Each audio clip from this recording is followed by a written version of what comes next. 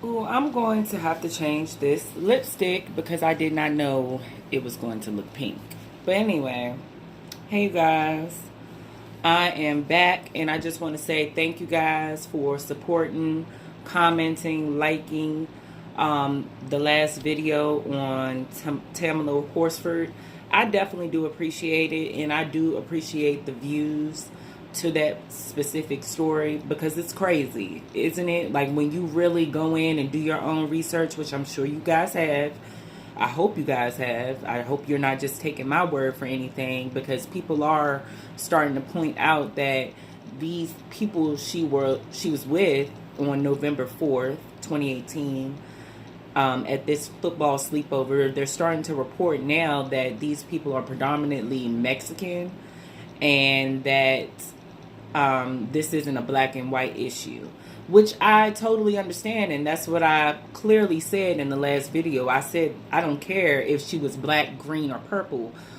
But like I said in the last video, if this were a white woman and she was found in a house with Mexican people or black people, or let's just say it's a mix, because we don't know who all was in that house. That still has not been relayed to the public. And it was over 12 adults. So why aren't we getting the coverage on who was involved in this household when this woman, so-called, got so drunk and fell off of the person's balcony? So I'm assuming, being a homeowner, a nice home like that, that person must have insurance on that home. So wouldn't you have to write up a claim in order to receive your insurance money or whatnot? I mean, wouldn't you have to do some type of, hey, this is me and this is what happened at my home? It's none of that going on. And people are saying now that the fact that Tamla Horsford was there by herself and her husband didn't attend is kind of weird. I won't deny that. And right now I'm looking up some stuff on this situation to see if there's any updates. So give me just a second. I should have had this pulled up, but I had Jussie Smollett pulled up because I was going to make a video about him.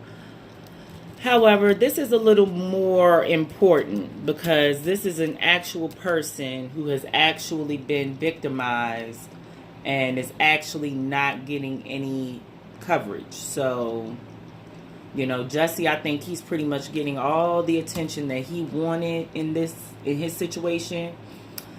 And I see now that they have added her obituary, which I think it's been up since yesterday. I saw that yesterday when I did the video. It says Tamla Ayana Horsford passed away on November 4th of 2018. She is survived by her husband Leander, children Jaden, Peyton, Gavin, Braden, Mason, Akishma, and loving family and friends. She will be missed by so many people. She was a beautiful soul and a true angel on earth.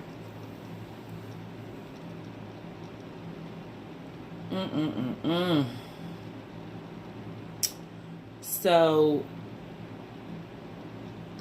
I just want to make this very clear to everyone. The woman was assumed to have died because of alcohol poisoning. Regardless of if she was in the household with a bunch of white people, Mexicans, black people, whoever, this woman was a mother and a wife. The fact that her husband was not at this party, I don't know, because they're saying now that there were three men that were there at the party. I don't know if they had any correlation with the women there, or if they were boyfriend and girlfriend. Everybody was just linking up and having a big adult sleepover, or was it just for the women? I mean, nobody is really bringing any real evidence to the table. I'm going to look on Reddit, see what comes up.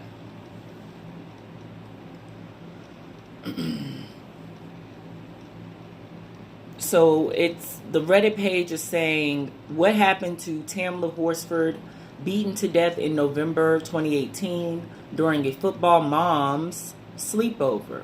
But allegedly none of the other moms in attendance have any idea what happened. So if there are several women there, why on earth wouldn't you, as a woman, especially the homeowner, come forth and put out a statement and say, this is what happened in my home that I own, and we are still trying to figure out and piece together how this woman got so drunk at my party and just fell off of my balcony. She just walked outside and fell off my balcony. Your best bet is to just tell us, just make a statement.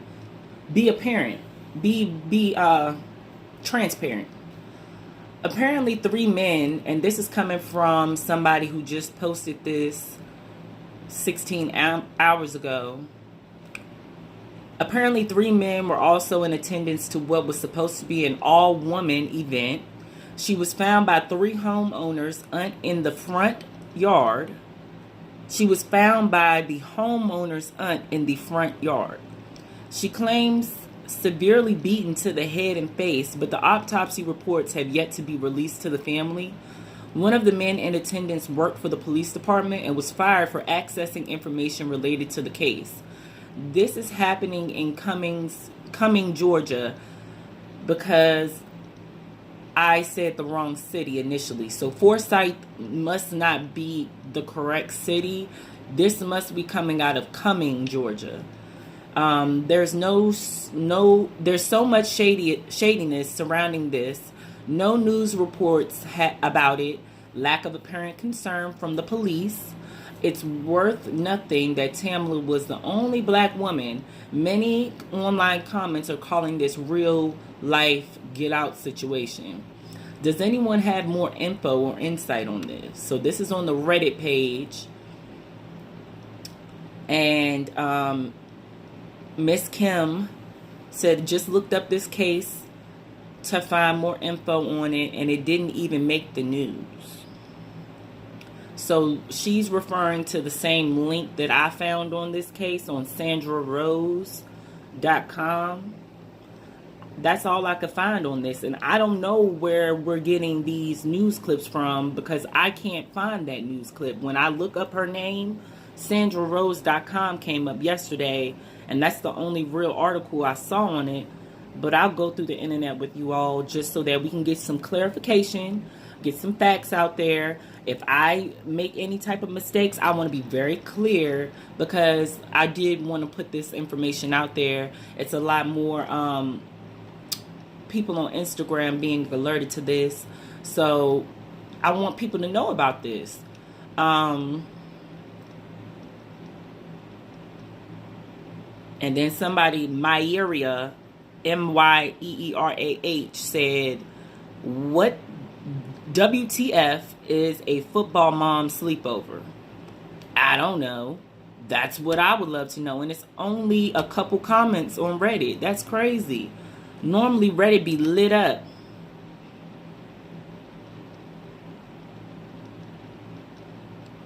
Anyone who dies under suspicious circumstances, regardless of their race, deserves a thorough, unbiased investigation, which it doesn't sound like she's getting in that town. Okay, Miss Kim, this is on Reddit, and that is a very good point. Regardless of her race, she deserves some type of recognition, some type of thorough investigation. Like they're already pointing out, the family has not received her autopsy report. And this was 16 hours ago, and it's the middle of February. This is in a city in Georgia that is predominantly racist. Oprah did a story back on it, and I think back in maybe 85 or 95, somewhere in that year range, where she went out there and she was unsafe to even go out there to that specific county. And it was filled with KKK people telling Oprah why they didn't want blacks in their county. So, I mean, come on, man. Like, I don't really want to hear if they were Mexicans. Mexicans, they classify themselves on a scale just like other Hispanics. White Hispanic, dark Hispanic. They classify themselves on a range of where us black people classify ourselves. Light skin, dark skin. So either way it goes, these people came together and they did what they did, whether it was a party gathering, like that person said, Myra, what is a sleepover for football moms? Why are grown women coming together having sleepovers? That's not none of our business. We don't care about none of that. What we care about is how somebody goes to have some pure innocent fun and ends up dead. Just like Kanika Jenkins. She went to a party to have a good time. The reason why it blew up and took over the internet is because we can't fathom that people are going out here and losing their lives so suspiciously in the midst of just having a good time. I can't. I mean, but it happens. So we just need to shed light where others are trying to dull this situation down. And you see the media, the mainstream media, are trying to really go after this Jussie Smollett situation, whether he's lying or telling the truth, if he paid these people, if he orchestrated it. That's neither here or there. Drop that story and pick up stories that actually matter, that are actually unsolved, that are actually being pushed under the rug. I have a lot of smart followers that are in my comments on my last video, and I appreciate all of y'all because y'all have put me on to different things, and I did need to bring up the topics that the naysayers or the dislikers were disliking because it doesn't make sense. Break it down to me how a person at a party full of people, sleepover, gets that intoxicated, doesn't pass out, but goes out towards the balcony and falls off. If she was found at 7 a.m., why did it take till 9:30 for the police to show up? It's several things that are not making sense. And if you all want to dispute this, say these people were Mexican in the household, whatever the case may be, I don't care. It's a bunch of adults and they do need to answer to what's going on. As far as Michelle Graves goes, the Tamla Horsford's friend, her information was accessed by a police officer that also attended that party. That police officer's girlfriend is related to the homeowner. So we gotta connect dots, you know. We can't be so naive. And there's only one news clip that floated and popped away. I want to find the news clip. I want to find that news clip. Because to me, that will shed a lot more light. So, Sandra Rose, she's on it. SandraRose.com an hour ago. Lawyer of homeowner who hosted slumber party where Tamla Horsford died releases a statement. What do you have to say? So on SandraRose.com an hour ago, the lawyer representing a Cumming, Georgia homeowner who hosted a sleepover where a black woman died in November has released a statement. Tamla Horsford, 40, died on November 4th of 2018 while attending a football mom's sleepover with 7 women at a house in Forsyth County, a predominantly white area notorious for its racist past. Tamla Horsford, 40, died on November 4th, 2018 while attending a football mom's sleepover with 7 women. Oh, I'm sorry, you guys. I'm rereading it. Horsford's body was discovered in the front yard by the homeowner's aunt, who arrived at the house at 7:30 Horsford was severely beaten about the head and face. So let's X out everything I said in the last video and pay attention to what Sandra Rose has done her research and written out for us. No one called 911 to report her death until 2 hours later. 3 men also attended the all-women sleepover that night. One of the men was Jose Barrera, who was terminated from his job as a probation officer for using his work terminal to access classified documents about the Horsford investigation, in which he was a witness. By coincidence, his girlfriend is the owner of the home where Horsford died. Okay.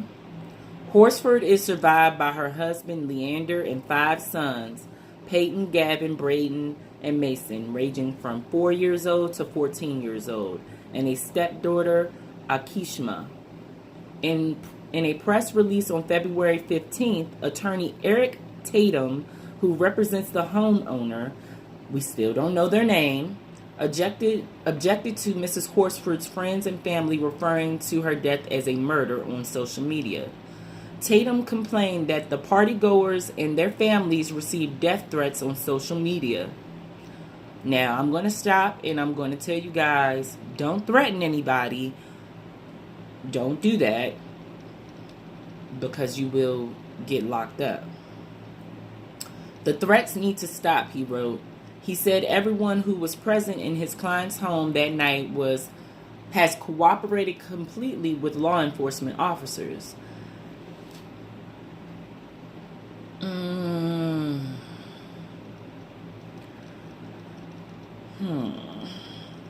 Tatum noted that Horsford's cause of death was ruled an accidental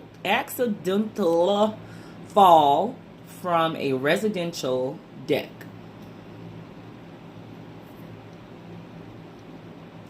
And her death certificate listed acute ethanol intoxication as a contributing factor.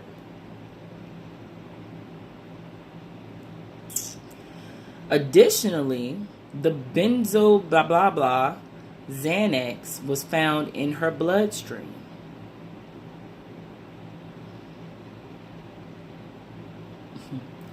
Horsford's family insists she was not taking Xanax or any other anxiety medicine. Friends note that a fall of 8 feet would have not caused the serious injuries to Horsford's head and face. Tatum concluded his statement by asking for the community and media to please respect the privacy and safety of our client and others who were at the party. So they have pretty much... Okay, so here's a picture from the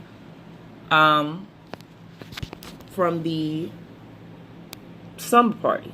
Here goes the picture, you guys. I hope you can see it. Those look like pretty Caucasian women. Their arms look a little pale to me. I don't know about you guys. But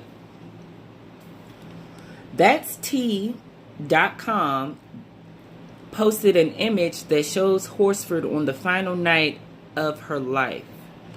So on that's T.com, THATSTEA.com. She is wearing pajamas and grinning from ear to ear on a sectional sofa between 6 of the 7 women who attended the sleepover. The other faces are obscured by emojis to protect their identities. There are no men in the photo. Until this past weekend, an internet search for Horsford's name returned only links to her obituary and GoFundMe page. I thought so. But her supporters are demanding justice for Horsford under the Twitter hashtag Tamla Horsford and in postings on Instagram and Facebook. Atlanta radio personality Ryan Cameron plans to discuss Horsford's case during the show on Magic 107.5 weekdays 2 p.m. to 6 p.m. And Reddit.com users are asking what happened to Horsford. And we just went through Reddit, and there's not much. There is not much on Miss Tamla.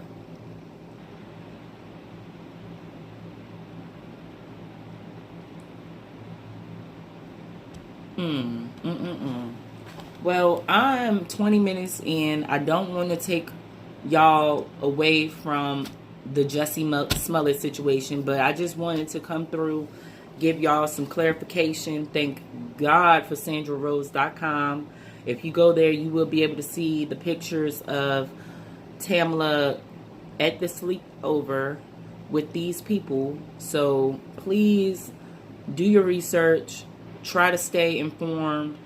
And we are praying for Tamla Horsford and her family, her boys, her stepdaughter, her husband. Keep her family in your prayers. Go donate to her GoFundMe if you can. And like I said, just be safe out here, you guys. Thank y'all. Like, share, and comment, because y'all are making this what it needs to be. And also subscribe, because we have more heat coming for anybody that wants to dislike my stuff or wants to downplay me or down me.